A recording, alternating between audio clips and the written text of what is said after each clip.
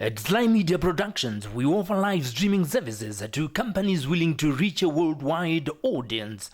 SlyMedia TV. SlyMedia TV.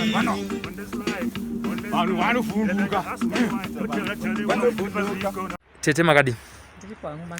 Tiripo indetwa Silvester tapfumana ndiri mutori wenhau. Ndiri kutaura unani? Ndikutaura namai Mapondera. Amai Mapondera, makadi zvenyu? Ndiri kwangu makadi.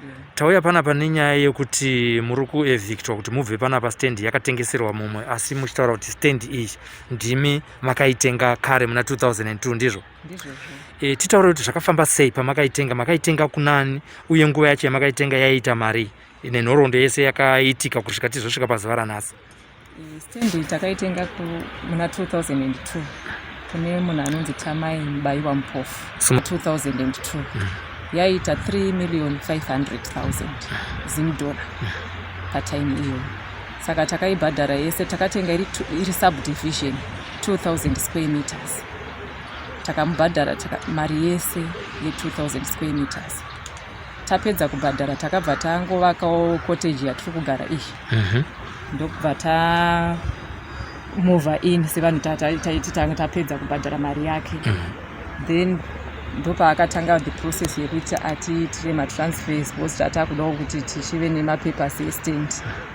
Saka paprocess yekuti agadzire mapapers iwayo ndopakatsvagwa surveyor ndobva adrowa diagram. Saka diagram iroro rakabva raita 2,200 square meters. Saka diagram iroro rakanoaproviwa. Radzoka ndopaakati handichadi kutengesa because paita extra 200 square meters. Saka tikaedza kutaura nawo kuti tokupai mari yenyu ye200 iyoyo, vakati ndopavakatoramba vakati handichadi because ndatorerwa pisi ine cottage ine boiska yangu yandanchida iri kumberi uko kupedzisira kona uko. Iyoyo boiska ndikati zvese tinogona kukuvakirai kana zviri izvozvo pane kuti tiruse property already isusu takatotenga ibigger portion. Saka vakanetsa tikasvika pakuzoendesana kumalo, tikazotsvaga magweta kubva ipapo because panguva yese iyi patakaita zvese zvaingove agreement pakati pedu isusu pasina magweta pakati. Saka takazotsvaga gweta rakatibatsirawo, ndokubva tataura negweta riya, ivo vakatsvagawo ravo gweta, tikawana rubatsiro. Renyu gweta rinonzana? Patime iyoyo ndandikamirirwa negweta rainzi Mushonga. Saka Mushonga vakabva vatibatsira tikaendesana nyaya yekupre-trial. Yaenda kupre-trial ndo pavakabvuma kuti ndakatengesa zveshuwo, even kucompensation ndinoida hangu. Saka takaitwa, that was 2007 patakaenda kupre-trial ipapo. Saka tapedza ipapo tabva kupre-trial takauya in anticipation yekuti vachatipa value ye200 square meters tataifanira kuvapa necompensation ye-that cottage yakanga vati tivavakire. Saka after that havana kutipa value. Tikambosenda manotice yereminder kuti tikudawo 2009, tikasenda reminder 2010, tikasenda reminder. Patime ye2010 by then murume wangu akabva ashaya 2010 isina kupera.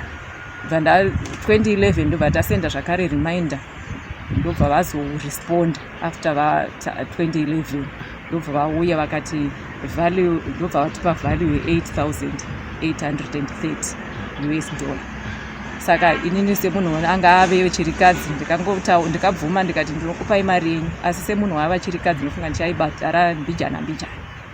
Saka ndikaita saizvozvo, ndikatryawo kutsvaga mari, ndobva ndavapa pandaigona napo nepesi yandaigona nayo.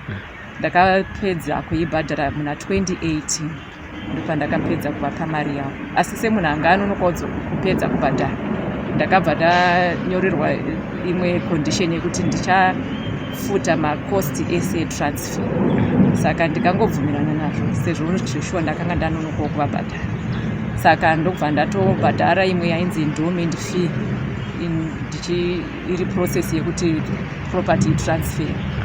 Saka after that ndapedza zvese ndichiti zvinhu zvamuprocess yekuchiti nditransfer, ndikazoona ivo vakuti havachadi zvakare because mari already they are not happy nepayment yandakaita.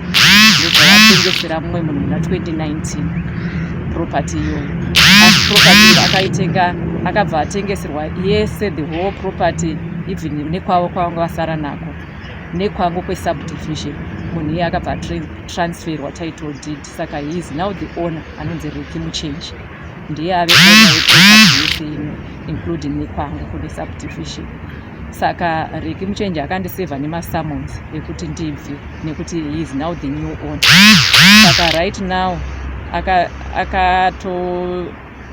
paakandisevha nemasummons takabva taenda kutrya kutaurirana. Akati anoda, ndikati bhambo nditi ndokukombanzetai, but takamupa valuation, ndikatsvaga value paitwa valuation, ndobva ndamupa value, bva azoti aiwa ndachinja mind yangu handichadi. But nyaya yedu iri kukoti saizvozvi haisati yapera. Akabva atanga kumova in muna 24 I think musi wa24 May ndopa akatotanga kuuya kuzondipwanyira. Akatanga kupwanya jurawo, ndobva apwanya mamwe mastructures angu anga ari pano, ndobva atotanga kuvaka. Right now akuvaka awarehouse iritori kutofamba nepamberi pemba yangu ndinogarapo, ndopatori nestructure. Saka right now paakatanga kuvaka ndikabva ndaita agent chamber application kuti pamwe kudai kasike kupinda mukoti. Asi taita agent chamber application, Reki Muchenji neloya rake akabva vaita counter oppose kuti this matter is not an agent matter at all. Saka yakabva yadropa palisi yema-agent matters. Asiko kuno vachiita production vachivaka kuno vari kuvaka. Saka inini nditori stranded, handisisina pekugara zvese, so kutoti ivo they are not showing anything yekuratidza kuti vari kuda kuti ipinde mukoti, asi kuno vari kuvaka ende vari kutoti ndichabva.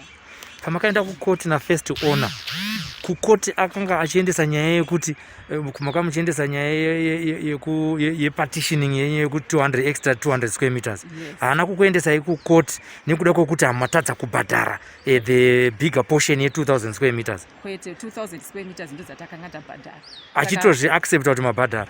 Akatota even plea before the judge, toti ndakabhadharwa mari yangu yese, handina chikwereti naamai avo, except the extra encroachment yakataura kuti ye 200 square meters, kuti dzese total ite 2200 square meters. Zvichireva kuti kana aibvuma kuti ndakabhadharwa, zviri kureva kuti atengesa stand imwe chete kaviri here mumaonero enyu mimi? Semaonero angu akatoitengesa kaviri, nekuti ini ndakamubhadhara, uyuwo waakatengeserwa ari kuti akabhadhara. Saka zvoreva kuti yakatotengeswa kaviri. Uyuwo anotaurawo kuti akatengeserwa riini stand munyowano? Muchenji akatengeserwa 2019. Imakamatengeserwa mugore ripi? Initial payment ndakaita 2002. Top up ndikazoipedza kuibhadhara 2018. Aiwa, tiri kupanzwa. Saka kana mukabviswa pano munoita sei? Handina kokuenda nekuti handina chandakapiwa. Right now handina kana kwandinomboti ndifungidzira kuti ndinoenda. Mari chaiyo kuti ndirarame nayo, ini I'm just a civil servant teacher, asingamboafodi kana rent. Pano ndaitongorarama zvamuri kuona mota dzamuri kungoona pano, vanga vachitorendawo kwamuri, kwandiri, vachikupai mari yekuti murarame seshirikadzi. Kubva pamakagara panapa baba vasisipo, ndezvipi zvinhu zvamakasara muchisumudza muchiita muri mega kusanganisira nekurera vana?